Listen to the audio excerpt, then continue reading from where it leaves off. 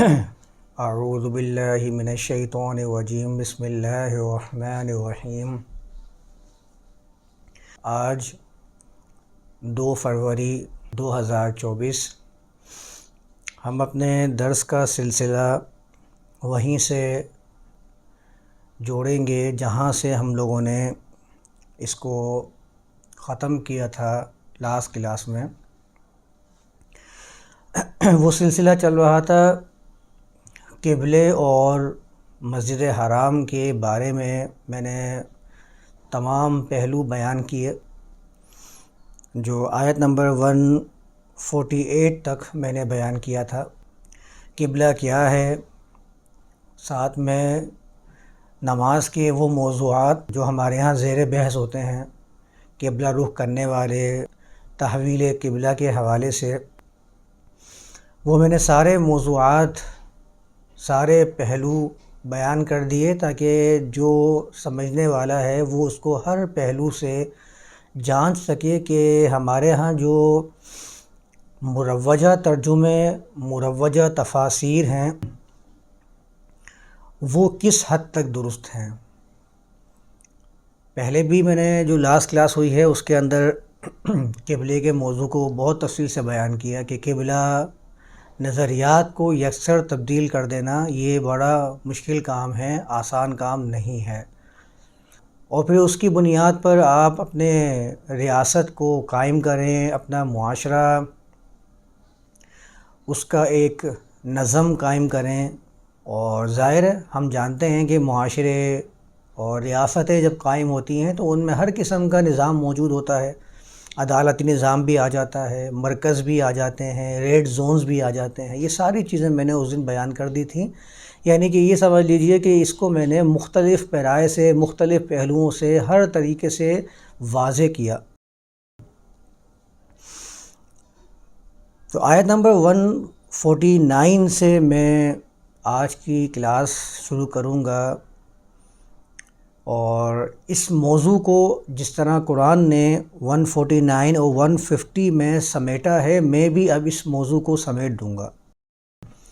یعنی کہ جو میں نے اس کے پہلو بیان کیے ہیں، ان پہلوؤں کی روشنی میں اب میں اس کے بارے میں مزید ایک پہلو بیان کر کے اس موضوع کا اختتام کر دوں گا کہ یہاں پر راجح موقف کے حساب سے اگر دیکھا جائے تو قرآن کیا پیغام دے رہا ہے۔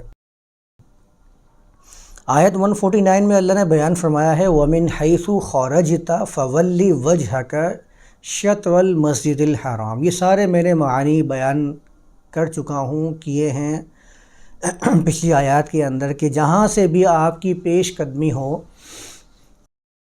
اپنے مقاصد کو، اپنے منزلوں کو، اپنی توجہات کو، اپنی سمتوں کو، آپ جو بھی معنی لے لیجئے اس کا، مسجد حرام کی طرف کیے رکھیں۔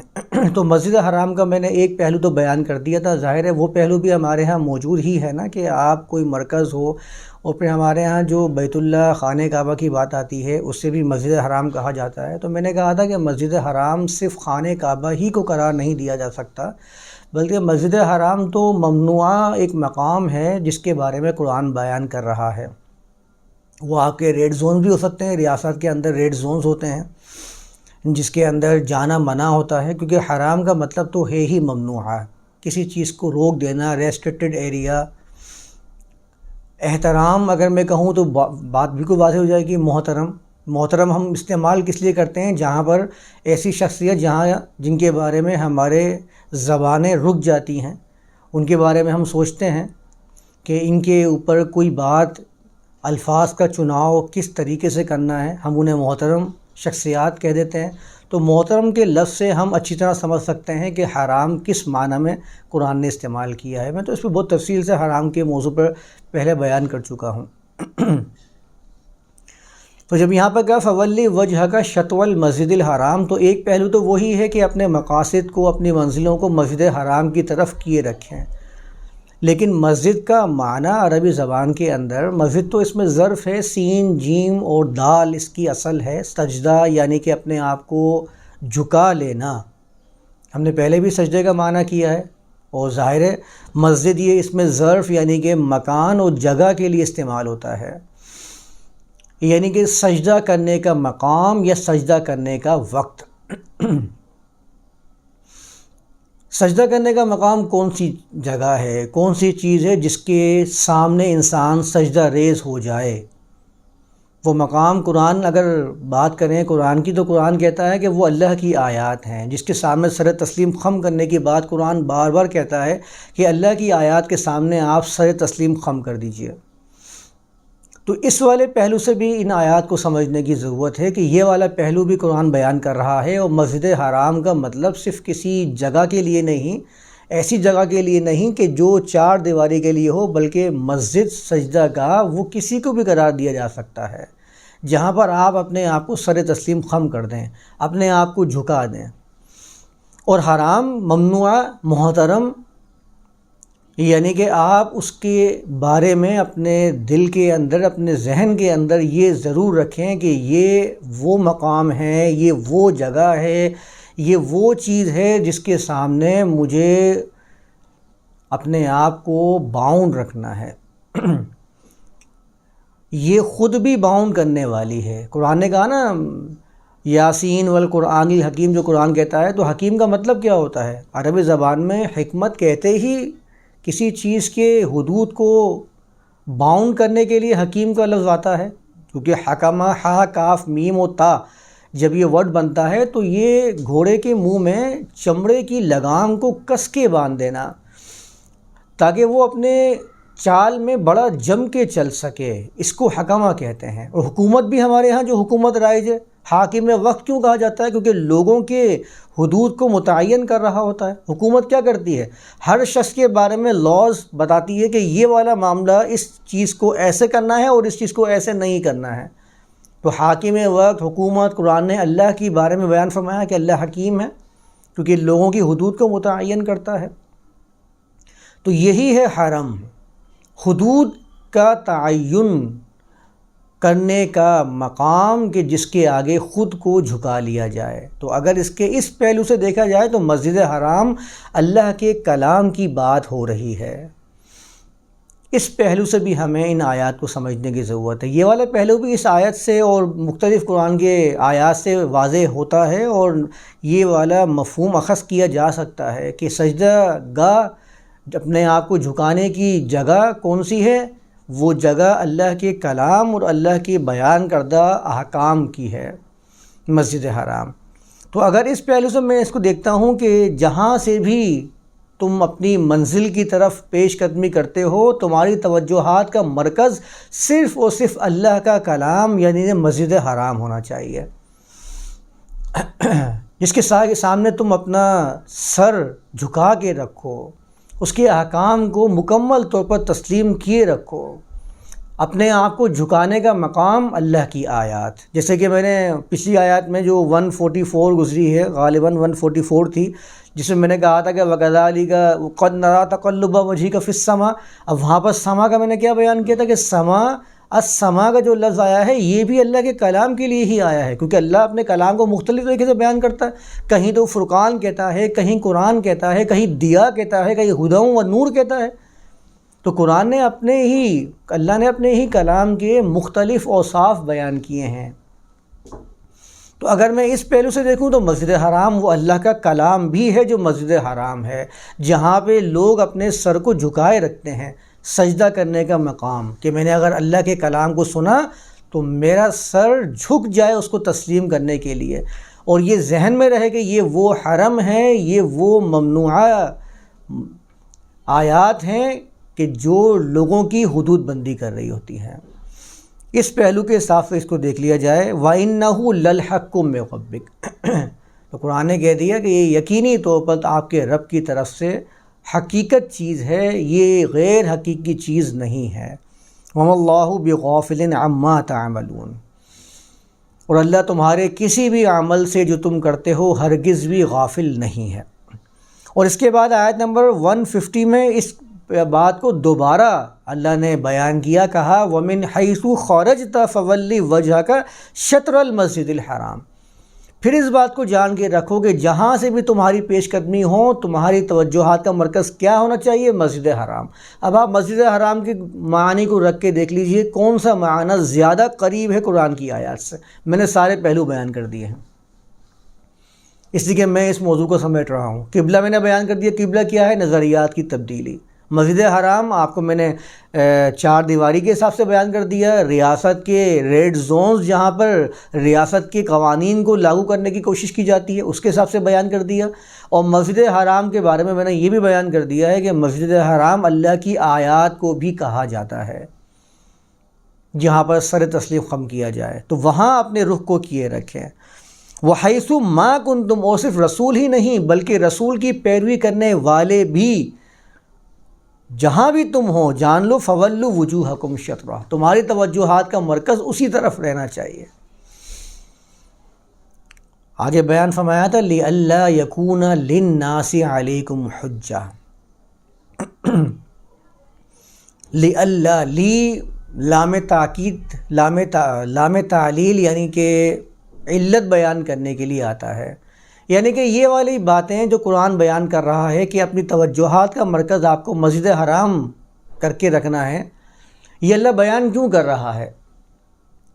تو اس کا ریزن بیان کرنے کے لیے عربی زبان میں یہ لی آتا ہے، جیسے قرآن میں آیا نا وَمَا خَلَقْتُ الْجِنَّ وَالْإِنسَ إِلَّا لِيَعْبُدُونِ، کہ میں نے انس اور جن کو تخلیق نہیں کیا ہے مگر اس لیے کیونکہ وہ میری غلامی میں، میری ماتحتی میں اپنی زندگی کو گزاریں۔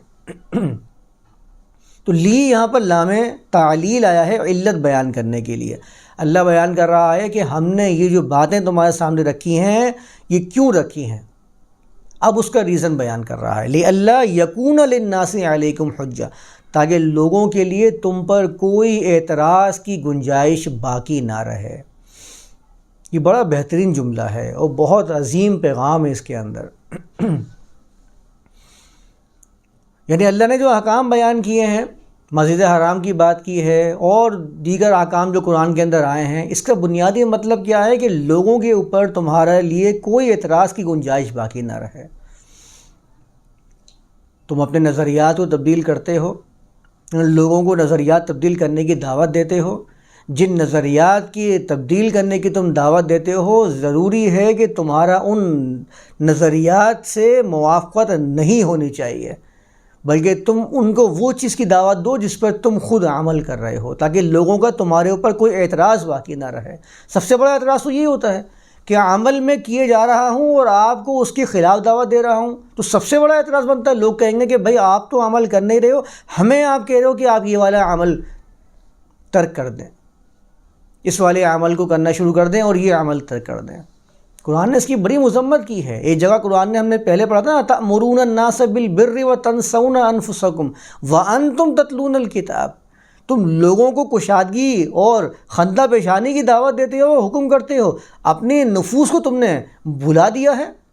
وانتم تتلون الکتاب، جبکہ تم کتاب کی تلاوت کرنے والے بھی ہو، تمہیں کتاب میں کیا بتایا جا رہا ہے لِأَلَّا يَكُونَ لِلنَّاسِ عَلَيْكُمْ حُجَّةٌ، تمہیں اعمال ایسے کر کے دکھانے ہیں کہ لوگوں کے پاس تمہارے لیے کوئی حجت اور اعتراض باقی نہ رہ سکے، اور ہمارے جتنے اعمال ہوتے ہیں وہ لوگوں کو اعتراضات پیش کرنے کے لیے، وافر مقدار میں دلائل پیش کرنے کے لیے ہوتے ہیں۔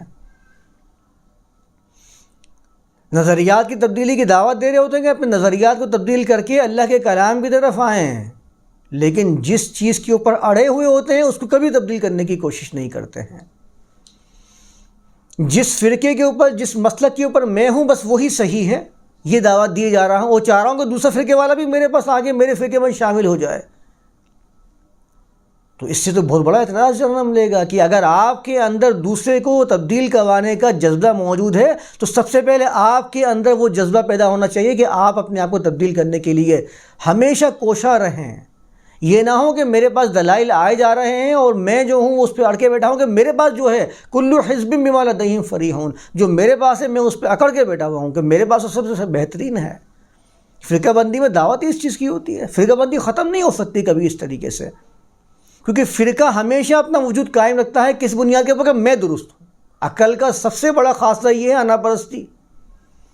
عقل کی بنیادی خاصیت کیا ہے کہ آپ کو انا پرستی دکھاتا رہے گا، آپ بہترین ہیں، دوسرا غلط ہے، آپ نے غلطی نہیں کی تھی، دوسرے کی غلطی کی وجہ سے آپ کو یہ نقصان پہنچا ہے، آپ تو بالکل صحیح راستے پہ جا رہے تھے، آپ تو کاروبار کے اندر چیتے تھے، آپ جیسا کاروباری شخصیت، آپ جیسی ذہنیت کسی بھی نہیں ہو سکتی ہے، آپ کو نقصان آپ کی وجہ سے نہیں ہوا ہے، دوسرے نے آپ کے بارے میں بددعا لگائی ہے، دوسرے نے جادو کروایا ہوگا، تم کیسے کر سکتے ہو؟ یہ بنیادی خاصہ ہے عقل کا، انا، کہ آپ بہترین ہیں، ہمیشہ آپ کو یہ سجھاتی رہے گی کہ تم غلط نہیں ہو۔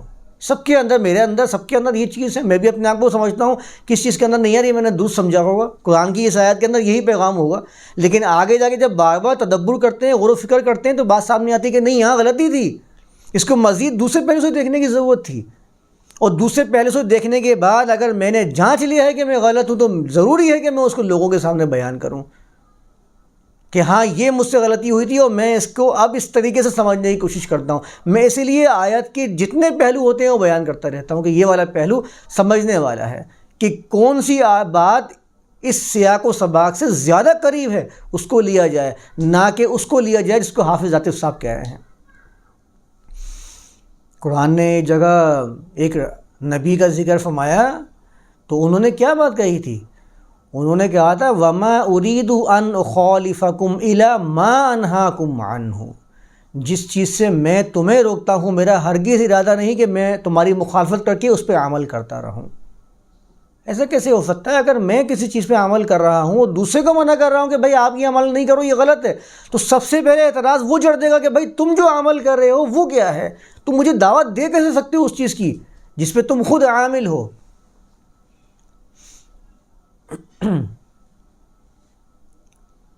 نظریات تبدیل کرنے کی دعوت دے رہے ہیں، قرآن پیش کر رہے ہیں، اپنے نظریات پر اڑنا نہیں ہے، ہمیشہ اپنے آپ کا جائزہ لینا ہے۔ بل الانسان علی نفسہ بصیرہ کی صدائیں ہر ممبر و محراب سے آ رہی ہیں کہ انسان اپنے نفس پر بصیر ہے۔ بصیر تو لفظ ہی صفت کے لیے آتا ہے، اس میں صفت کے طور پہ آیا ہے جس کے اندر کسی چیز کا دوام پایا جاتا ہے۔ دوام بھی ایسا جو ظالم کا جو لفظ آتا ہے فاعل کے وزن کے اوپر، اس سے زیادہ دوام اس کے اندر پایا جاتا ہے جو اس میں صفت سے آتا ہے لفظ، اس سے زیادہ دوام پایا جاتا ہے۔ انسان مسلسل اپنے نفوس کا، اپنے نفس کا جائزہ لینے والا ہے، بار بار لینے والا ہے۔ تو میں کیسے اپنے آپ کو بالکل تکیہ رکھ کے لیٹا ہوا ہوں کہ اب مجھے تو کسی ضرورت نہیں ہے تبدیلی کی، میں تو پرفیکٹ ہوں، میں نے جو بات سمجھی ہے یہ 100% یہی ہوگی، اب میں دوسرے کی بات کی طرف دیکھ بھی نہیں سکتا ہوں کیونکہ میں صحیح ہوں۔ انبیاء نے تو ہمیشہ لوگوں کو دعوت دی ہے کہ اپنے نظریات کو ہمیشہ درست کرنے کے لیے کوشاں رہیں، تیار رہیں کہ میرے پاس یہ جو باتیں چلی آ رہی ہیں اور یہ جو کہانیاں چلی آ رہی ہیں کیا واقعی ایسے بھی ہیں یا مجھے ان کو دیکھنے کی ضرورت ہے؟ میں نے ایک دفعہ کہا تھا نا کہ مسلمہ باتیں انہیں بھی ہمیں دیکھنے کی ضرورت ہوتی ہے کہ بھائی مسلمہ جو چلی آ رہی ہیں واقعی ہیں بھی تسلیم شدہ یا نہیں ہیں؟ یہ مجھے لوگوں نے بتا دیا کہ بھائی یہ چلی آ رہی ہیں مسلم تھی، میں نے مان لیا مسلم ہے، تو وہ میرے نزدیک مسلم کیسے ہو سکتی ہیں؟ میں نے ابھی تک اس کا جائزہ نہیں لیا ہے۔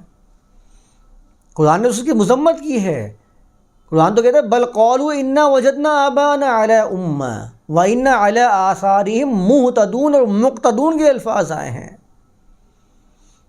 کہ ہمیشہ جب بھی ان کو ان کے نظریات کے جائزہ لینے کی دعوت دی گئی، انہوں نے کیا کہا کہ ہم تو اپنے باپ دادوں کو یہی کرتے ہوئے آئے ہیں، ایک ہی امت پر ہم نے ان کو پایا ہے، تو ہم ان کو چھوڑنے والے کیسے ہو سکتے ہیں؟ ہم تو ان کے نقش قدم پر چلنے والے ہیں، اور ہمیشہ دوسرے میں تبدیلی کے خواہاں ہوتے ہیں کہ میں اس کے اندر تبدیلی پیدا کر دوں کسی طرح۔ میں نے اپنے اندر کتنی تبدیلی پیدا کی ہے؟ لِأَلَّا يَكُونَ لِلنَّاسِ عَلَيْكُمْ حُجَّةٌ، یہ میرے اوپر اعتراض بنے گا لوگوں کی طرف سے۔ تو قرآن وہ احکام دیتا ہے جس سے آپ کے اوپر لوگوں کی طرف سے اعتراضات پیش نہ کیے جائیں۔ لوگوں کو دعوت دے رہا ہوں کہ اسلام کے اندر، قرآن کے اندر کسی انسانیت کے درمیان میں کوئی تفریق نہیں ہے، سب کو میری دعوت یہی ہوتی ہے۔ اگر کسی غیر مسلم کو، جس کو میں غیر مسلم ڈکلیئر کرتا ہوں، کسی کو میں ہندو کہتا ہوں، کسی کو کرسچن کہتا ہوں، اس کے دل کے اندر اگر میں نے یہ بات بٹھا دی ہے کان الناس امۃ واحدہ وَلَقَدْ كَرَّمْنَا بنی آدم، کہ تمہارا رب کہہ رہا ہے کہ ہم نے بنی آدم کو عزت دی ہے، میں اسے قرآن کی یہ والی آیت پیش کرتا ہوں، اور اس کے بعد میرے پاس عمل کیا ہوتا ہے کہ میں اس کو اپنے ساتھ بٹھانا بھی گوارا نہیں کرتا ہوں۔ لِأَلَّا يَكُونَ لِلنَّاسِ عَلَيْكُمْ حُجَّةٌ، یہ قرآن کا پیغام نہیں ہو سکتا۔ قرآن کا پیغام وہ ہوتا ہے جس میں لوگوں کے لیے کوئی اعتراضات کرنے کی گنجائش باقی نہ رہے، ایسا قرآن آپ کو احکام بیان کر رہا ہوتا ہے۔ میں گوارا نہیں کر سکتا کہ وہ کوئی کام کرنے والا پی این میرے آفس میں میرے ساتھ آ کے بیٹھ جائے یا میں اس سے ہاتھ ملا لوں۔ آپ کے عمل کا اندازہ اس وقت ہوتا ہے جب آپ اپنے آفس میں داخل ہوتے ہیں، تو اندازہ ہو جاتا ہے کہ آپ کس بندے کو کس حیثیت سے دیکھ رہے ہوتے ہیں، آپ کا عمل کیسا ہے، کہ آپ کی سلام کرنے کا جو معاملہ ہے وہ گیٹ سے شروع ہوتا ہے یا اوپر آنے کے بعد اپنے باس سے شروع ہوتا ہے۔ اس سے اندازہ ہو جاتا ہے کہ آپ کس بندے کو کس طریقے سے تول رہے ہیں، اور لوگوں کے سامنے بیان کر رہے ہوتے ہیں کہ قرآن کا پیغام تو یہ ہے کہ کسی عربی کو کسی اعجمی پر اور کسی اعجمی کو کسی عربی پر کوئی فوقیت حاصل نہیں ہے۔ تو یہ فوقیت کے جو پورے کے پورے بت تیار کیے ہوئے ہیں، یہ کس بنیاد کے اوپر ہے؟ لِأَلَّا يَكُونَ لِلنَّاسِ عَلَيْكُمْ حُجَّةٌ، تو تیار ہو چکا ہے۔ اگر لوگوں کا اعتراضات تمہارے اوپر آ رہے ہیں، اس کا مطلب یہ ہے کہ قرآن کی صحیح تعلیم کو تم نے ابھی تک اپنے اوپر رائج کیا ہے، نہ لوگوں کے سامنے رائج کرنے کی کوشش کی ہے۔ تم نے صرف لوگوں کے سامنے ایک تقدس کی بنا پر اللہ کے پیغام کو سمجھ کے بیان کر دیا ہے۔ ابھی تک تم اس درجے پر پہنچے نہیں ہو کہ صحیح طریقے سے اس پہ عمل کرنے والے بن جاؤ۔ میں نے کیا کہا کہ ہمارے ساتھ تو یہ ممکن ہی نہیں ہے کہ میں کسی ایسے شخص کے گھر پہ اپنا رشتہ کر لوں کہ جو کسی دوسرے مذہب کے اندر نچلا سمجھا جاتا تھا۔ دوسرے مذہب کو تو بہت دور کی بات ہے، اپنے جس کو آپ مسلمان کہتے ہیں وہاں پر ہی رشتوں کے معاملات کیا ہوتے ہیں ہم بہت اچھی طرح جانتے ہیں، ہم سب جانتے ہیں۔ بل الانسان علی نفسہ بصیرہ، ہر شخص اپنے نفس کا جائزہ لے لے کہ اپنا معاملہ کس طرح چلا رہا ہے، کیا وہ تفریق کر رہا ہے انسانیت میں یا نہیں کر رہا۔ اس کے ہر عمل سے تفریق ہوتی ہے۔ میں نے ادنیٰ سی مثال دی نا، آفس میں گھستے وقت جب آپ کی گارڈ سے ملاقات ہوتی ہے، سیکیورٹی گارڈ سے یا وہاں کھڑے ہوئے پی این سے، تو اندازہ ہو جاتا ہے کہ آپ اس کو کیا حیثیت دیتے ہیں۔ قرآن کہتا ہے وَلَقَدْ كَرَّمْنَا بَنِي آدم، ہم نے بنی آدم کو عزت دی ہے، اور ہم کھڑے ہو جاتے ہیں عزت بنانے والے اور عزت بگاڑنے والے، اور لوگوں کو پیش کرتے ہیں کہ ہم تمہیں وہ کلام پیش کر رہے ہیں جس میں کوئی اختلاف نہیں ہے، جو لا ریب ہے، جو انسانیت کی کتاب ہے، اور میرے پاس انسانیت کے مراتب میرے اپنے حساب سے ہیں۔ تو آپ کس طریقے سے اس دعوت کو لوگوں کے سامنے پیش کریں گے؟ وہ تو کہیں گے کہ ہم تو اس مذہب کے اندر، جس مذہب میں اپنی زندگی اجین بنا کر بیٹھے ہوئے تھے، یہاں پر ہمیں نیچ سمجھا جاتا تھا، ہمیں شودر کہہ کے ہمیں گالی دی جاتی تھی، ہمیں مندروں میں گھسڑنے کی اجازت نہیں دی جاتی تھی، ہمیں اپنے ساتھ بٹھانا گوارا نہیں کیا جاتا تھا۔ تم ہمیں دعوت تو دے رہے ہو کہ یہ اللہ کا کلام ہے، لیکن تمہارا عمل اور تمہارا بیان کیا اس میں موافقت ہے؟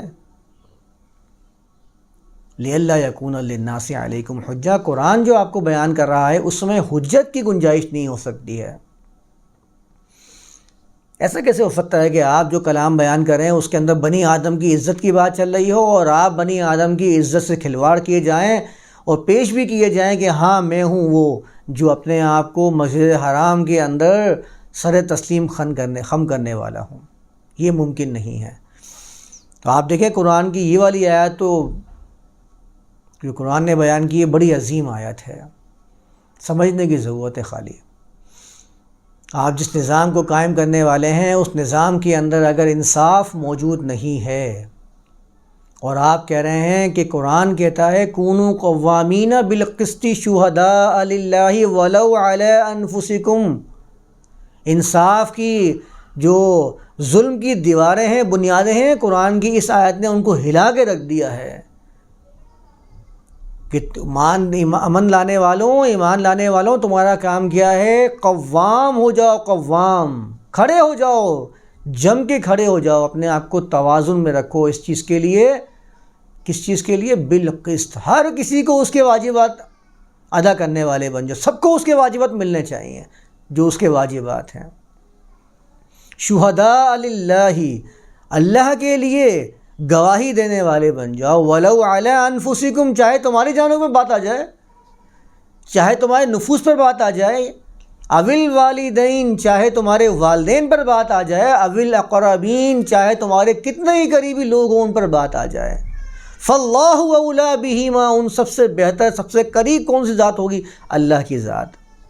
فلا تتبعوا الہوی ان تعدلوا، ہمارے انصاف کے مراکز میں مشہور آیت کون سی ہے؟ اعدلوا هو اقرب للتقوی، عدل کرو وہ تقوی کے زیادہ قریب ہے۔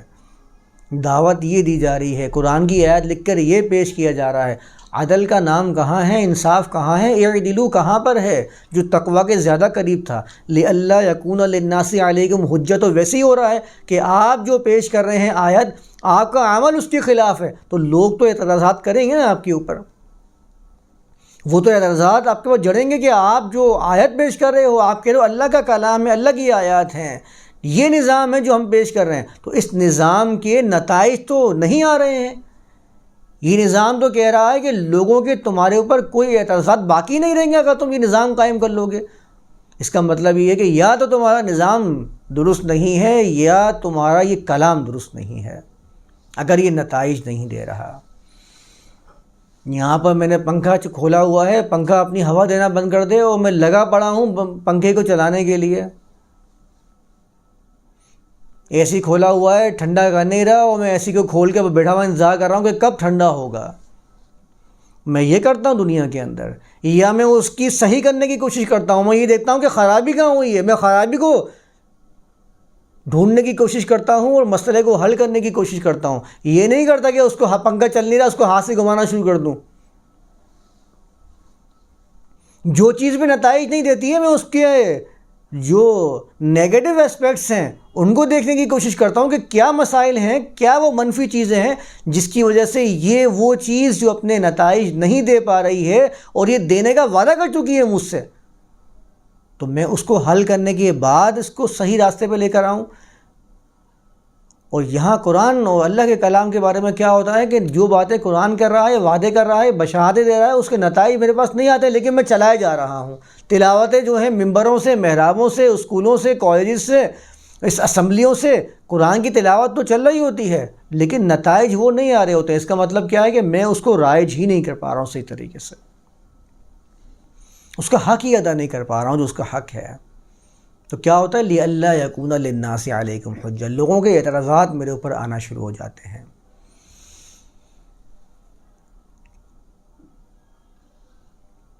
پورے مالی وسائل کے اوپر قابض بن کے بیٹھا ہوں اور کہہ رہا ہوں کہ قرآن کا نظام ایسا نظام ہے، قرآن کے اصول ایسے اصول ہیں، ہم ایسی بہترین امت ہیں، ہم ایسے رب کو ماننے والے ہیں جو رب العالمین ہے، جس نے تمام انسانیت کے رزق کا ذمہ لیا ہے، اور پھر بھی میرے معاشرے کے اندر لوگ بھوک سے مر رہے ہیں۔ دعوے میرے یہ ہیں، نتیجہ کیا ہے؟ لِأَلَّا يَكُونَ لِلنَّاسِ عَلَيْكُمْ حُجَّةٌ، اعتراضات لوگوں کے آ کیسے رہے ہیں میرے اوپر، حجت قائم کیسے ہو رہی ہے میرے اوپر۔ اس کا مطلب یہ ہے کہ میں صرف دعوے کر رہا ہوں، عمل میرا کچھ بھی نہیں ہے، عمل میرا اس قرآن کے مطابق نہیں ہے۔ دن میں 5 مرتبہ میرے اجتماعات ہو رہے ہیں، 5 مرتبہ میں بڑے بڑے اجتماعات منعقد کر رہا ہوں اللہ کے نام کے اوپر۔ اجتماع تو کہتے ہی جمع سے ہیں، جمع سے جب اجتماع بنتا ہے اس کا مطلب ہوتا ہے بڑے توجہ اور اہتمام کے ساتھ کسی جگہ جمع ہو جانا۔ اتنے انہماک کے ساتھ میں لوگوں کو آوازیں دے دے کر کہ حی علی الصلاح، حی علی الفلاح کی دعوتیں دے رہا ہوں، ان کو جمع کر رہا ہوں، اجتماعیت نہیں آ رہی۔ لِأَلَّا يَكُونَ لِلنَّاسِ عَلَيْكُمْ حُجَّةٌ، لوگوں کا اعتراضات تو آئیں گے نا، لوگوں کی حجت تو میرے اوپر قائم ہوگی نا، کہ میں جمع بھی کر رہا ہوں لیکن جمع نہیں ہو پا رہے۔ پھر اس 5 وقت کے علاوہ میں جمعے کا ایک باقاعدہ ایک اور اہتمام کرتا ہوں، جس کے اندر میں ایک بڑے عوام کو جمع کرنے کی طرف رغبت دلاتا ہوں کہ اگر تم نے یہ 3 اجتماعات ترک کر دیے تو تمہارا شمار منافقت میں ہوگا۔ میں اس کو ڈراتا ہوں کہ وہ میرے پاس آئے جمعے کے دن جمع ہوں، ایسا نہ ہو کہ منافق ہو جائے۔ وہ 2 چھوڑ دیتا ہے، تیسرے میں ضرور آتا ہے تاکہ منافقت کی مہر اس کے دل پہ نہ لگ جائے. اتنا ڈر جاتا ہے، وہ خوف زدہ ہو جاتا ہے. اس کو ڈراتا ہوں، ڈرا کے اپنے اجتماعات میں شامل کرواتا ہوں، لیکن پھر بھی جماعت تو نہیں بن پا رہی ہے، اجتماع تو نہیں ہو پا رہا ہے. وہ اجتماع تو وہیں ہو رہا ہے جو جمع کرنے والا ہے. اس نے 4 باتیں کی، وہ 4 باتیں اس نے مخالف پارٹی کے بارے میں کر لی، میں نے اپنا اجتماع جب کر لیا، جمع ہو گئے، یہ میرا اجتماع ہو گیا. یہ انسانیت کا اجتماع نہیں، یہ فرقے کا اجتماع ہے، یہ مسلک کا اجتماع ہے. ان اجتماعات کے بعد میں سمجھتا ہوں کہ نہیں، ابھی تو یہ میں نے جمع کیا ہی کہاں تھا، ابھی تو نتیجہ آیا ہی نہیں ہے. اس کے لیے مجھے سالانہ اجتماع ہو کرنا پڑتا ہے. تبلیغی جماعت کا اجتماع ہو یا کسی بھی نام سے میں اجتماع منعقد کروں، اس کے لیے مجھے مزید اجتماعات کرنے پڑتے ہیں. مطلب یہ کہ نتیجہ مجھے نظر نہیں آ رہا. اگر مجھے نتیجہ نظر آ رہا ہوتا تو میرے وہ 5 وقت جس میں بار بار لوگ آگے جمع ہو رہے ہیں وہ کافی تھا میرے لیے. جو ہر علاقے کا بندہ اپنے گھر سے نکل کر وہاں جمع ہونے کے لیے آ رہا ہے، وہ میرے لیے کافی ہونا چاہیے تھا. پھر میں نے اس کے اوپر ایک اور چیز لاگو کی کہ 3 جمعے کو اگر ترک کر دیا تو تمہارے اوپر مہر لگ جائے گی منافقت کی. اس کے اندر بھی میرے پاس ایک بہت بڑا اجتماع ہو رہا ہے. پھر میں سالانہ اجتماع عید کے نام سے بھی کر رہا ہوں، لیکن اس کے باوجود مجھے ایک مزید بڑے اجتماع کی ضرورت پڑتی ہے. نتیجہ نہیں آ رہا. پھر اس کے علاوہ مجھے مزید اجتماعات کے لیے لوگوں کو جمع کرنا پڑتا ہے. ٹھیک ہے، یہاں نہیں آ رہا تو چلو 4 مہینے کے لیے کسی اور جگہ جا کے اجتماع کر لیتے ہیں، وہاں ہو سکتا ہے نتیجہ نکل جائے. جب تم نتیجہ یہاں نکال نہیں سکے تو دوسری جگہ جا کے کیا نتیجہ نکالو گے؟ میں اپنے گھر کو اگر صحیح نہیں کر سکا تو میں دوسرے کے گھر کی تدبیر کیسے کر سکتا ہوں؟ میں ناکام ہوں گا اگر اپنے گھر کو صحیح نہیں کر سکوں گا، تو ناکام آدمی دوسرے کے لیے کامیاب ہونے کی دلیل نہیں بن سکتا، نہ اسے کامیابی کا راستہ دکھا سکتا ہے. جو ناکام ہوگا وہ ناکامی پھیلا سکتا ہے، کامیابی نہیں پھیلا سکتا.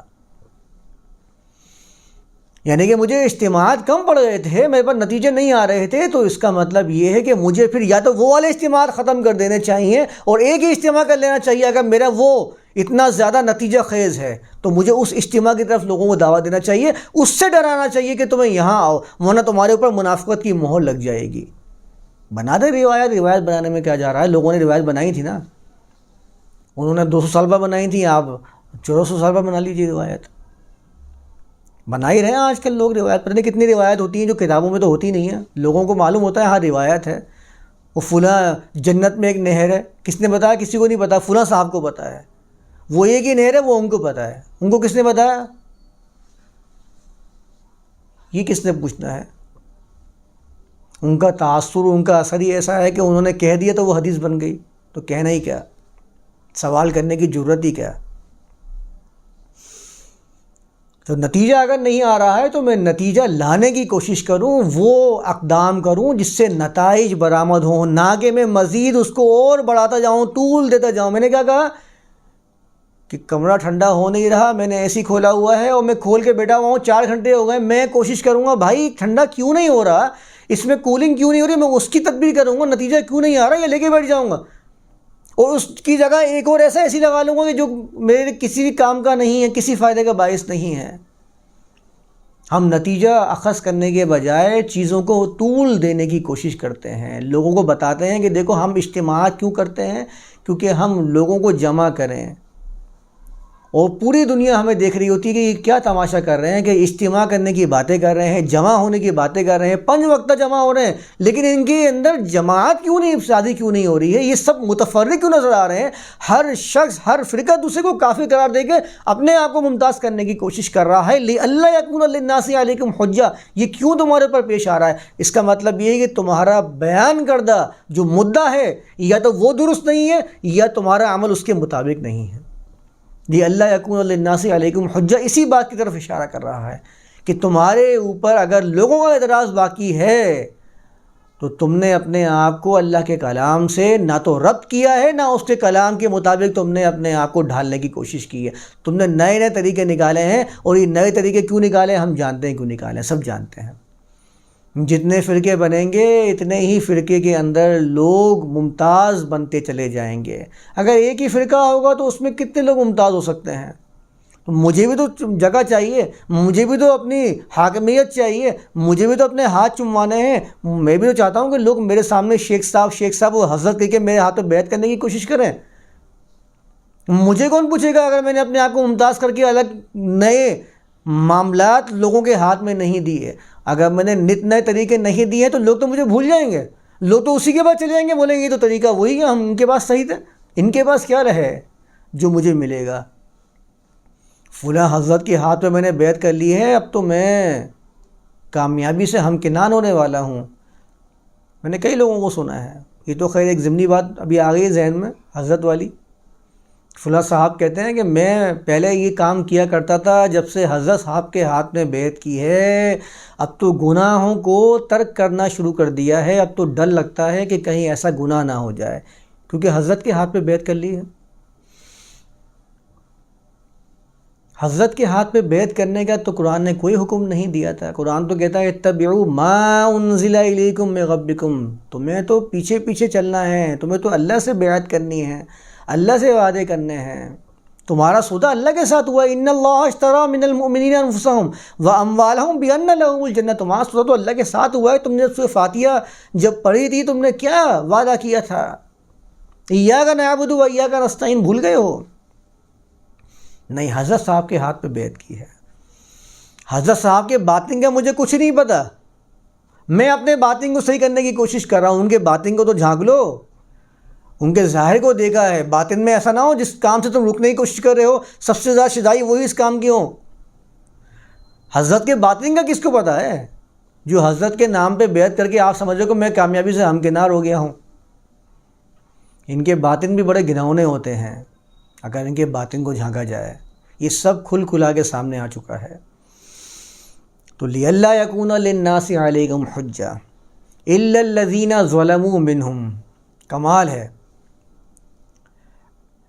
کون لوگ اعتراض کریں گے؟ ان میں سے کہ جو خود حقوق کو سلب کرنے والے ہیں وہ تو اعتراضات کریں گے، ان کا تو اعتراض بنتا ہے۔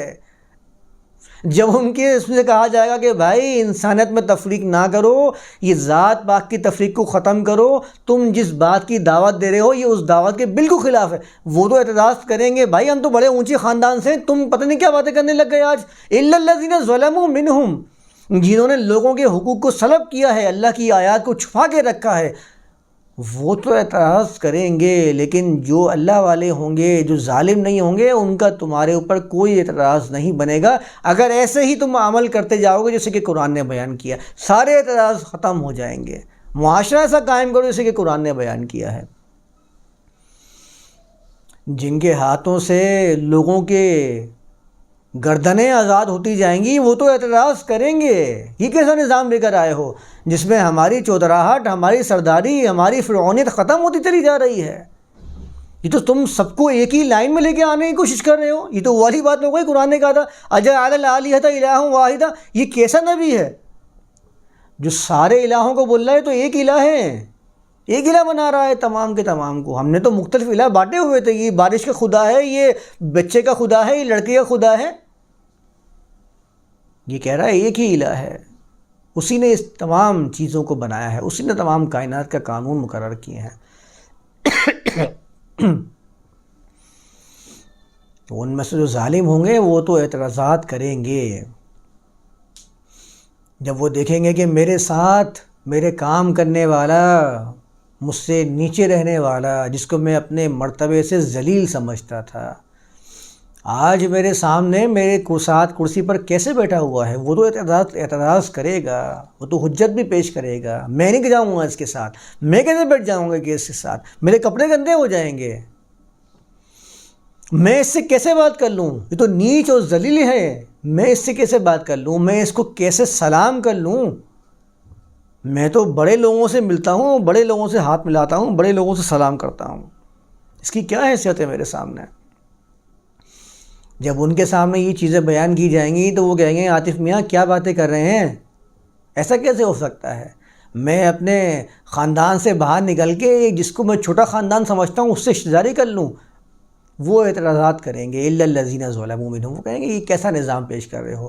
قل ما یکون، وہ ہے نا بقرآن ھذا ابدل، اس کے علاوہ بھائی کوئی دوسرا نظام لے کر آؤ یا اس کو تبدیل کرو. یہ تو انسانیت کو ایک ہی لیول میں لے کے آ رہا ہے. یہ تو کہہ رہا ہے وَلَقَدْ كَرَّمْنَا بَنِي آدم، ہم نے تو بنی آدم کو عزت دی ہے. وہ تو کہہ رہا ہے کہ انسانیت کسی بھی جگہ موجود ہو، کوئی بھی پیشہ اختیار کیے ہوئے ہو، اس کی عزت تو کم نہیں ہونی چاہیے اس سے. تم تو پیشے کے حساب سے اس کو عزت دینے کی کوشش کرتے ہو. پوچھتے تمہارا پیشہ کیا ہے تاکہ تم پہلے اندازہ کر لو کہ مجھے اس کو عزت کتنی دینی ہے. اگر یہ پی ایم کے عہدے پر فائز ہے تو مجھے اس کو کتنی عزت دینی ہے، اور اگر یہ کسی بڑے عہدے پر فائز ہے تو مجھے اس کا کتنا اکرام کرنا ہے. یہ تو میں پہلے اندازہ لگا لیتا ہوں،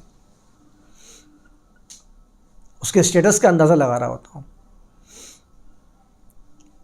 اس کے مسلک کو پوچھتا ہوں آپ کس مسلک سے ہیں. مسلمان تو ہیں لیکن کس مسلک سے ہیں، تاکہ میں ایک اپنے ذہن میں آئیڈیا لگا لوں کہ اس سے کتنی محبت کرنی ہے اور اس سے کتنا بغض اپنے دل میں باقی رکھنا ہے، اور کہاں کہاں مجھے اس کو چوٹ لگانی ہے، کسی نہ کسی بات کے اندر اس کو یہ ضرب لگانی ہے دیکھو تم غلط ہو. تو پہلے میں مسلک بھی پوچھ لیتا ہوں کہ ہاں اس کا مسلک بھی پتہ چل جائے، اس کا اسٹیٹس بھی پتہ چل جائے. إِلَّا الَّذِينَ ظَلَمُوا مِنْهُمْ، جو ان میں سے حقوق کو سلب کرنے والے ہیں، قرآن کی آیات کو چھپانے والے ہیں، خود نااہل ہیں، عزت کا ٹھیکیدار ان کو کسی نے نہیں بنایا ہے لیکن اپنے آپ کو اہل سمجھ رہے ہیں. یہی تو ظلم ہے. یہ تو اعتراضات کریں گے، یہ تو حجت بھی قائم کریں گے، یہ اس بات کو قبول نہیں کریں گے. فَلَا تَخْشَوْهُمْ وَاخْشَوْنِي کہہ دیتا ہے. کہتا ہے ایسے بندے تو بہت سارے ہیں. قرآن نے خود کہا وَإِن تُطِعْ أَكْثَرَ مَن فِي الْأَرْضِ يُضِلُّوكَ عَن سَبِيلِ اللَّهِ، آپ بھی اگر ان کے پیچھے چلنا شروع کر دیں کہ جو زمین میں کثرت سے ہیں، يُضِلُّوكَ عَن سَبِيلِ اللَّهِ، وہ اللہ کے راستے سے آپ کو بھی پریشان کر دیں گے، ہٹا دیں گے آپ کو بھی اللہ کے راستے سے. یہ تو بڑے لوگ ہیں جو ظلم کر رہے ہیں لوگوں پر. اب آپ کا سامنا ان لوگوں سے ہونے والا ہے. یہ آپ کے مقابلے میں کھڑے ہو جائیں گے جب آپ یہ باتیں کریں گے، آپ کو ختم کرنے کی کوشش کریں گے. جب آپ کہیں گے یہ مسلکی تفرق، تفریق، یہ سیاسی تفریق، یہ دوسروں کو غلط قرار دے کر اپنے آپ کو ممتاز کرنا. اچھا ہمارے یہاں بھی معاملہ ایسا ہے کہ جتنا آپ دوسرے کو ذلیل کریں گے اور اگر اس کے دل میں محبت نہیں ہوگی نا، وہ خوش ہوتا ہے. وہ کہتا ہے چلو اس نے میرے الفاظ اپنے منہ سے ادا کر دیے، میرے دل کے اندر جو باتیں تھیں وہ یہ بیان کر رہا ہے. خوش ہوتا ہے، اس کو اور ابھارتا ہے اور ذرا برائیاں کریں اس کی. تو ایسے لوگ تو بہت ہیں. ان سے نبرد آزما ہونا پڑے گا. تو آپ کو ان سے ہرگز ڈرنے کی ضرورت نہیں ہے. آپ کو اگر ڈرنا ہے تو وخشونی، آپ میرے قانون کی خلاف ورزی کرنے سے ڈریں. اگر آپ نے میرے قانون کی خلاف ورزی کر لی ہے تو آپ کو تباہی سے کوئی نہیں بچا سکتا. جمع کے صیغے ہیں فلا تخشوہم وخشونی، یعنی کہ میں تو آپ کہہ رہا ہوں، آپ سمجھ لیں کہ تم سب کے سب مجھ سے خوف زدہ ہونا، میرے قانون کو ختم کرنے سے، میرے نظام کو برباد کرنے سے ڈرنا، ورنہ تم برباد ہو جاؤ گے. فلا تخشوہم وخشونی ولیتم نعمتی علیکم. دیکھیں دوبارہ لیا گیا. یہ تمام باتیں کیوں بیان کر رہا ہوں میں؟ اللہ فرما رہا ہے میں اس لیے بیان کر رہا ہوں تاکہ اپنی نعمت کو تمہارے اوپر تمام کر دوں. نعمت کہتے کس کو ہیں؟ ترقیاں، سرفرازیاں، تنعیمہ ایک ایسے پودے کو کہتے ہیں جو پانی پہ اگتا ہے، اور پانی پہ اگنے کے بعد اس کی کیا کیفیت ہوگی، کیسی سرفرازی و ترقی اس کے اندر آ رہی ہوگی، کیسا سبزہ ہوگا اس کا کلر. تو نعمت تو کہتے ہیں اس چیز کو جو آپ کے چہرے سے نظر آ جائے کہ یہ نعمت والے چہرے ہیں. جیسے قرآن نے کہا نا یوم تبیض وجوہ وتسود وجوہ، روشن ہو رہے ہوں گے چہرے، کھلے ہوئے چہرے اور بجھے ہوئے چہرے. دو قسم کے چہرے قرآن بیان کرتا ہے. ایسے ایسے معاشرے ہیں. اپنے چہروں سے اندازہ لگا لیجئے کون سے چہرے پریشانی کی حالت میں ہیں اور کون سے چہرے ہیں جو خوشحال ہیں. یہ اس لیے بیان کر رہا ہوں تاکہ اپنی نعمت کو تمہارے اوپر تمام کر دوں. وَلَعَلَّكُمْ تَهْتَدُونَ، اور اس لیے بیان کر رہا ہوں شاید کہ تم ہدایت حاصل کر لو، جس کے لیے تم 5 وقتہ نماز کے اندر ہر نماز میں سورہ فاتحہ پڑھ کے کہتے ہو اہدنا الصراط المستقیم، اہدنا الصراط المستقیم. بار بار ہر بندے کی زبان پہ اہدنا الصراط المستقیم، مجھے صراط مستقیم کی طرف گامزن کر دے، مجھے ہدایت دے دے، مجھے راستہ سمجھا دے. وہ کہہ رہا ہے لعلکم تہتدون، ہدایت تو ہے. مانگنے سے نہیں آئے گا خالی، تم نے جو مانگا تھا، تم نے جو وعدہ کیا تھا وہ تو میں دے چکا ہوں، اب اس کو رائج کرنے سے لعلکم تہتدون ہوگا۔ تم دعائیں کرتے رہو، کتنا ہی پکارتے رہو اہدنا الصراط المستقیم کہتے رہو، پیچھے جو بندہ کھڑا ہوا اس کو تو پتہ ہی نہیں اہدنا الصراط المستقیم کا مطلب کیا ہے۔ وہ تو مولوی صاحب کا فالوور ہے، مولوی صاحب نے کہا اہدنا الصراط المستقیم، وہ خوش ہو رہا ہے، کہہ رہا ہے اس کو فاتحہ خوانی ہو رہی شاید، اس کو تو فاتحہ کے بارے میں اتنا ہی پتہ ہے کہ فاتحہ ہو رہی ہے، فاتحہ خوانی ہو رہی ہے، وہ سمجھا شاید فاتحہ خوانی ہو رہی ہے، اس کو یہ نہیں پتا کہ کتنا عظیم معاہدہ یہ اہدنا الصراط المستقیم والا ہے۔ جس چیز کو تم نے مانگا تھا وہ تو تمہیں بیان کر دیا، وَلَعَلَّكُمْ تَهْتَدُونَ، تم مانگے چلے جا رہے ہو اہدنا الصراط المستقیم، اور سمجھ رہے ہو ملا نہیں ہے، یہ مل گیا ہے۔ تم نے کتاب کھولنے سے پہلے اس معاہدے کو تم نے جانچا ہی نہیں ہے، پڑھا ہی نہیں ہے، اور بعد میں پھنس جاتے ہیں تو بولتے ہیں کہ یار ہم نے معاہدہ پڑھ لینا چاہیے تھا پہلے۔ جب اپلیکیشن ڈاؤن لوڈ کرتے ہیں تو پہلے آتا ہے کہ یہ چیزیں ہوں گی اس کے ساتھ، تمہارے کیمرے کا بھی ایکسیس لے گا، تمہاری ویڈیوز بھی ایکسیس لے گا، بعد میں کہتے ہیں کہ یار اس کو کیسے پتہ چل رہا ہے کہ میں یہ چیز سرچ کر رہا تھا؟ ارے بھائی تم نے پہلے دیکھ تو لیتے، بس وہ چیک لگائے جا رہے ہیں، یس یس یس کرے جا رہے ہیں، وہ ایکسیس لیتا جا رہا ہے، آپ کی ویڈیوز میں گھستا چلا جا رہا ہے، بعد میں کہنے کا یار یہ کیسے ہو گیا، یہ تو میری آواز کو بھی ٹارگیٹ کر رہا ہے، میں باتیں کر رہا ہوں، میری باتیں سن رہا ہے میرے مائکرو فون کے ذریعے میرے موبائل کے اندر۔ یہ سب وہ پہلے بتا چکا تھا کہ یہ سارے کام ہوں گے۔ تو معاہدہ کھولنے سے پہلے اہدنا الصراط المستقیم جب تم نے کہا تو تمہیں بتا دیا کہ بھائی اہدنا الصراط المستقیم یہ ہے جو تم مانگ رہے تھے، اور پھر بھی تم مانگے چلے جا رہے ہو، پریشان ہو جا رہے ہو کہ پتہ نہیں کہاں صراط مستقیم مجھے ملے گی۔ صراط مستقیم کے لیے میں حضرت صاحب کے ہاتھ پہ بیعت کر کے تو آؤں ذرا، جن کی اپنی صراط مستقیم گم ہو چکی ہے، جن کی اپنے باطن کا مجھے نہیں پتا کہ واقعی صراط مستقیم میں وہ خود ہیں، ان کی گارنٹی کون دے گا؟ جن کے ہاتھ پہ آپ بیعت کر کے آئے ہیں ان کی گارنٹی کون دے گا؟ ان کے بارے میں کون بتائے گا کہ ہاں یہ حضرت صاحب جو آپ کے مسلک والے حضرت صاحب ہیں بس یہی 100% ہے، اور اس کے علاوہ جتنے حضرت گھوم رہے ہیں جن کے ہاتھوں پر لوگوں نے بیعت کی ہے وہ غلط ہیں۔ کلو حزب بما لدیہم فریحون، خوش ہوتے رہے اپنے پاس موجود بیعتوں پر، اور اپنی کتابوں پر، اور اپنے حضرت کے وعدوں پر۔ قرآن کہتا ہے وَلَعَلَّكُمْ تَهْتَدُونَ، جس ہدایت کی تلاش میں سرے گردہ گھوم رہے تھے آ جاؤ، یہ ہے وہ ہدایت، یہ ہے وہ نعمت، عمل کر کے دکھاؤ، عمل کرو، اور لوگوں کا تمہارے پر کوئی حجت اور اعتراض باقی نہ رہ سکے۔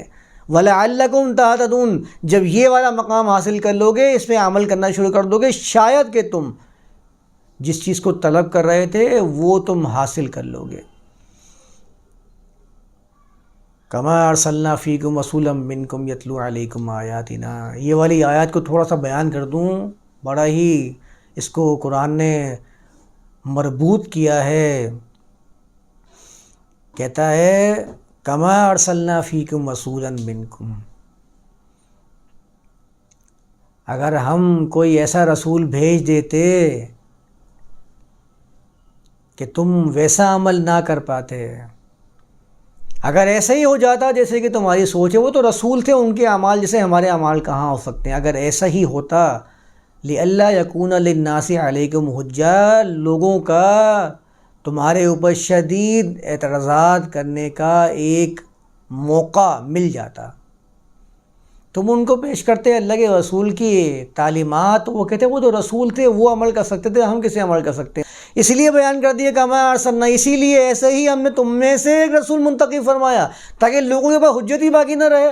وہ دیکھیں ہمارے ساتھ چلنے پھرنے والے، ہمارے ساتھ باتیں کرنے والے، ہمارے ساتھ مذاق اور ہنسی کرنے والے، یہ ہمارے جیسے تو انسان ہیں، یہ عمل کر کے دکھا رہے ہیں، اس کا مطلب یہ ہے کہ اب اعتراض کی کوئی گنجائش باقی رہتی نہیں ہے۔ جبھی تو کہنے کا حق بنتا ہے قرآن کا لَقَدْ كَانَ لَكُمْ فِي رَسُولِ اللَّهِ أُسْوَةٌ حَسَنَةٌ، ورنہ حق بننا ہی نہیں تھا اگر رسول کی طرح اعمال آپ کے نہیں ہو سکتے تھے۔ تمہارے لیے اللہ کے رسول کی ذات میں، اللہ کے رسول میں ایک بہترین مثال ہے۔ آپ اس کو شخصیت یعنی اللہ کے رسول سمجھ لیجئے یا اللہ کا کلام سمجھ لیجئے، دونوں طریقے سے بات سمجھ لیجئے، ورنہ تو قرآن نے تو ایک جگہ ابراہیم کا نام لے کر یہ بیان کیا ہے کہ قد کانت لکم اسوۃ حسنۃ فی ابراہیم والذین معہ، جو ان کے ساتھ ساتھ تھے ان کی زندگیاں بھی تمہارے لیے بہترین مثال ہے۔ دیکھا آپ نے، قرآن کہیں بھی کوئی حجت باقی نہیں رکھتا۔ آپ کو کہہ رہا ہے کہ حجت باقی نہ رہے تو اپنی بھی حجت باقی رکھنے کی کوئی موقع فراہم نہیں کر رہا کہ ایسا نہ کہ لوگ مجھ پہ حجت رکھ کے بات کرنا شروع کر دیں کہ تو نے رسول ایسا منتخب فرمایا تھا، ہم اس کے بات پہ عمل کیسے کر سکتے تھے؟ وہ عمل کر کے دکھا رہا تھا، وہ تو عمل کر سکتا تھا، ہم تو اس کے مرتبے میں فائز ہی نہیں، ہم کیسے عمل کر لیں؟ تو نہ تو وہ خود حجت باقی رکھنے کی کو موقع دیتا ہے، نہ ہی تمہیں ایسا نظام، ایسی آیات، ایسے احکام پیش کرتا ہے کہ تمہارے اوپر کوئی حجت باقی رہ سکے۔ کیسا ربط ہے قرآن کا آپس میں، کما ارسلنا فیکم رسولا منکم۔ ہم تو سمجھتے ہی نہیں نا اس کو، ہم تو اس کو کسی اور پرائے میں لے جاتے ہیں۔ یہ حجتیں تمام ہو جائیں گی اگر تم یہ بات سمجھ لو کہ رسول تم میں سے ہم نے منتخب کیا ہے، آسمان سے کوئی نازل نہیں فرمایا تھا۔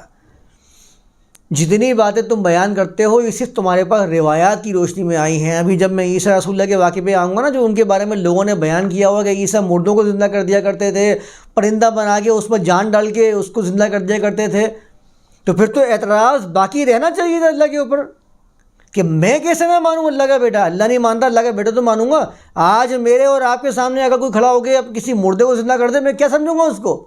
میری تو عقل ختم ہو جائے گی، سوچے سمجھنے کی صلاحیت بند ہو جائے گی۔ ماننا پڑے گا بھائی اللہ نہیں ہے تو اللہ کا بیٹا تو ہے۔ تو حجت تو باقی رہی نا اللہ کے اوپر۔ ایک تو ہمیں پریشان کرتا ہے، مردوں کو زندہ کرواتا ہے، پھر کہتا ہے مانو بھی نہ۔ کتنا مشکل مرحلہ ہے میرے لیے۔ تو کما ارسلنا فیکم رسولا منکم، اسی لیے تو ہم نے تمہارے لوگوں میں سے، تم میں سے ہی ایک رسول کو منتخب فرمایا۔ ایسے ہی اسی طرح جیسے کہ سارے معنی کر کے دیکھ لیجئے، ہر طریقے سے اس کا ربط اوپر کی آیت سے بن جائے گا۔ یتلو علیکم آیاتنا، تمہارے اوپر اپنے کلام کو بیان کرنے نہیں آیا تھا، ورنہ رسول ہو ہی نہیں سکتا تھا اللہ کا۔ ایسا کیسے ہوتا ہے کہ میسنجر، پیغمبر پیغام دینے آئے اور اپنی باتیں کرنا شروع کر دے؟ آپ اس کی باتوں کو ایکسیپٹ کریں گے؟ آپ کس بنیاد پر اس کو رسول بیان کر رہے ہیں، مان رہے ہیں؟ اللہ کے کلام کی بنیاد پر۔ تو اللہ کا کلام بیان کرے گا تو اللہ کا رسول کہلائے گا۔ یتلو علیکم آیاتنا، فرما رہا ہے ہماری آیات تم پر تلاوت کرے گا، اپنی باتیں بیان نہیں کرے گا، اچھی طرح سمجھ لو۔ اور ہماری آیات تلاوت کرے گا تو وہی تمہارے اوپر حجت بنیں گی، وہی تمہارے لیے شرعی دلیل بنیں گی۔ ایسا نہیں ہو سکتا کہ رسول اپنی طرف سے باتیں کرنا شروع کرے اور وہ تمہارے لیے دلیل بن جائیں۔ ہم نے تمہیں اس کا مکلف بنایا ہی نہیں تھا۔ ہم نے تمہیں کب اس کا مکلف بنایا ہے کہ تم کسی بھی شخصیت کی باتوں کو ایکسیپٹ کر کے اس کو دین کا حصہ بناؤ؟ پورے قرآن کے اندر کہیں نہیں لکھا ہوا۔ اپنی طرف سے خود ساختہ تو ہو سکتی ہیں، اللہ کی طرف سے نہیں ہو سکتی ہیں۔ ہمارا سب سے بڑا مسئلہ کیا ہوتا ہے؟ فلاں صاحب، جیسے مجھے لے لیجئے، آپ تو یہ بھی نہیں مانتے، آپ تو اس کا بھی انکار کرتے ہیں۔ اس کا انکار تو کفر ہے، اللہ کے کلام کو انکار کر رہا ہے، قرآن کے اندر آیا ہے یہ، اور آپ اس کو نہیں مان رہے۔ یہ سب سے بڑا مسئلہ ہے ہمارے یہاں۔ یعنی کہ اب جذباتی وار ہو رہے ہیں۔ آپ تو شریعت کو مانتے ہی نہیں ہیں، شریعت میں تو یہ لکھا ہوا ہے، شریعت تو یہ کہہ رہی ہے۔ جو قرآن کی آیات نہ مانے وہ مسلمان ہو سکتا ہے، وہ تو کافر ہے۔ اللہ کے بارے میں ایسی بات ہم سوچ بھی نہیں سکتے۔ یعنی کہ جس طریقے سے میں مانتا ہوں اس طرح مانو گے، جس طریقے سے آپ مانتے ہیں اس طرح میں مانوں گا تو ماننا سمجھا جائے گا۔ جب مسلمان سمجھا جائے گا، جب سمجھا جائے گا کہ اس نے قرآن کو مانا، اللہ کے حکام کو مانا۔ یعنی کہ میں اپنے نظریے کو، اپنے فہم کو دوسرے پر مسلط کرتا ہوا دیکھوں گا تو اس کو صحیح تسلیم کروں گا، ورنہ میں ہمیشہ اس کو کافر، منافق، فاسق گمان کرتا رہوں گا۔ اس کو ہمیشہ ہی گمان کرتا ہوں یہ شریعت کو نہیں مانتا۔ یہ اللہ کو کب مانتا ہے؟ اللہ کو مانتا ہے جیسے کہ اللہ نے قرآن میں بیان کیا ہے، جیسے کہ تم بیان کر رہے ہو۔ ایسا ماننے کا مجھے اللہ نے مکلف بنایا ہے؟ کہیں نہیں بنایا۔ اس نے مجھے خود پابند کیا ہے کہ تم غور و فکر کر کے اللہ کو تسلیم کرو۔ اس نے کہیں کہا ہے کہ فلاں شخص جیسا مانتا ہے ویسے ہی ماننا۔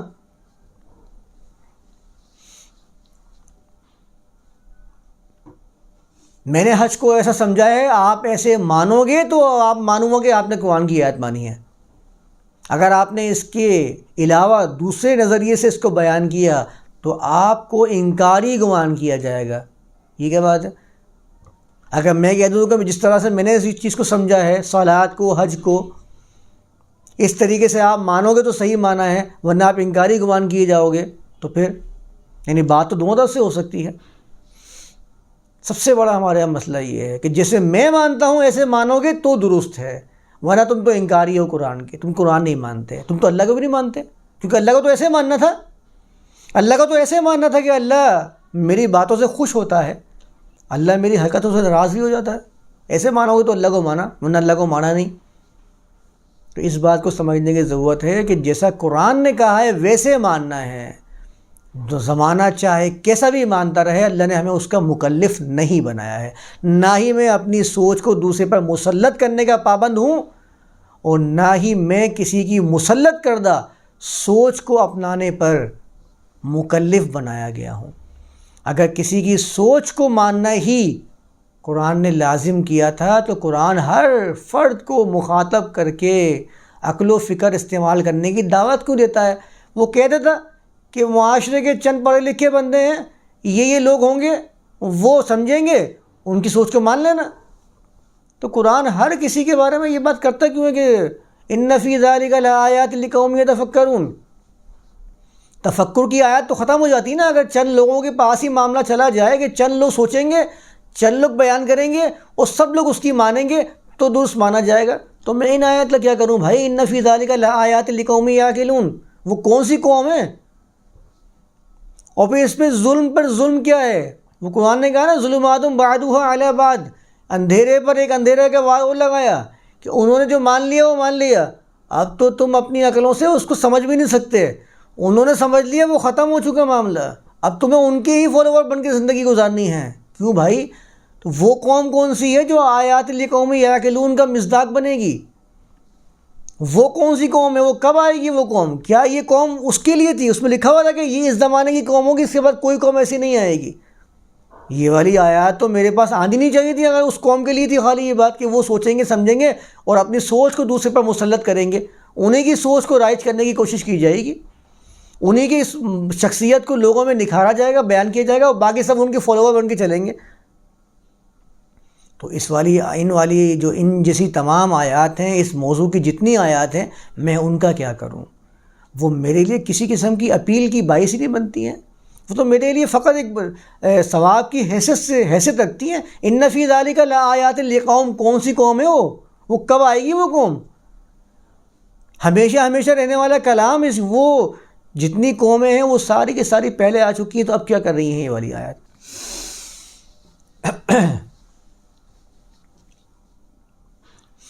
یتلو علیکم آیاتنا، ہماری آیات تم پر تلاوت کرے گا، وَيُزَكِّيكُمْ وَيُعَلِّمُكُمُ الْكِتَابَ وَالْحِكْمَةَ، تمہیں ایسا تراش دے گا جیسے کہ ایک فنکار، ایک فن کا ماہر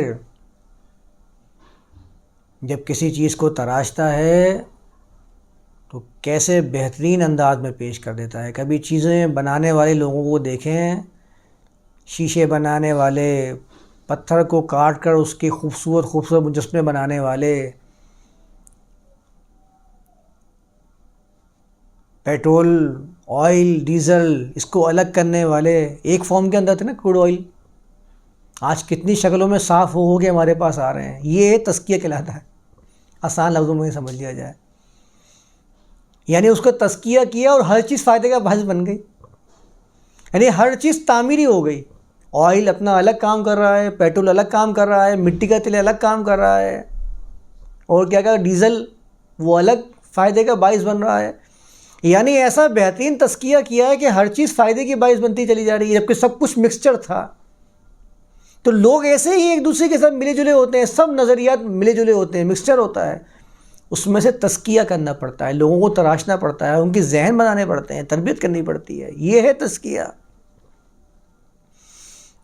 وَيُعَلِّمُكُمُ الْكِتَابَ وَالْحِكْمَةَ، اور تمہیں کتاب اور حکمت کی تعلیم دیتا ہے۔ وَيُعَلِّمُكُم مَّا لَمْ تَكُونُوا تَعْلَمُونَ، تمہیں بتاتا ہے ان چیزوں کے بارے میں کہ جو تم جانتے نہیں تھے، جس سے تم بے خبر تھے، تم اپنے آپ میں لگے ہوئے تھے کہ بھائی میں ہوں چودھری اور میرے سامنے تو کسی کی کیا حیثیت، کوئی میرے سامنے پل بھر تو بیٹھ کے دکھائے، میں نے اس کو اگر نیچ گمان کر لیا تو کوئی اس کو میرے سامنے بٹھا کر تو دکھائے۔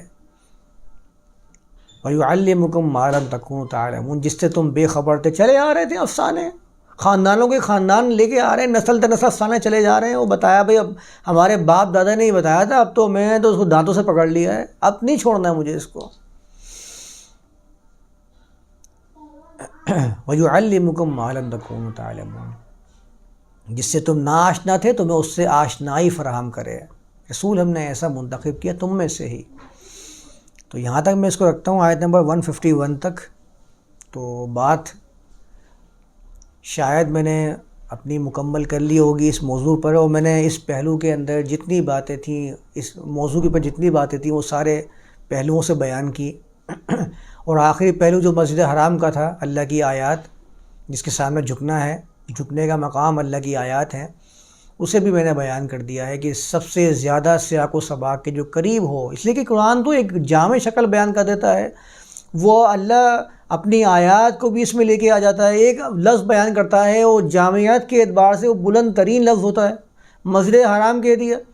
اب آپ اس کے ریاست کو قائم کر سکتے ہیں، اپنی ریاست کے اندر ریڈ زونز تیار کر سکتے ہیں، آپ اللہ کی آیات کے اندر اپنے آپ کو اتار سکتے ہیں، اس کے سامنے اپنے آپ کو جھکا سکتے ہیں، اپنا جھکنے کا مقام آپ اس کو بنا سکتے ہیں، اور یہ سمجھ سکتے ہیں کہ یہ جو مسجد حرام ہے یہ میرے لیے لمٹائز کر دے گی، یہ احکام کو سب کے اوپر متعین کر دے گی۔ تو اس اعتبار سے بھی سمجھنے کی ضرورت ہے۔ غالباً میں اپنا یہ جو میں نے سمیٹا ہے اس کو، قبلے کو اور مسجد حرام کو، یہ مکمل کر لیا ہوگا۔ اگر پھر بھی کچھ رہ گیا ہوگا تو مسجد حرام اور قبلہ پھر ابھی آگے بھی آیات آئیں گی، تو میں کوشش کروں گا کہ اگر کچھ رہ بھی گیا ہو تو اس کو وہاں بیان کروں۔ انشاءاللہ اگلی کلاس میں ہم لوگ آیت نمبر 152 سے شروع کریں گے۔ وما علینا الا البلاغ۔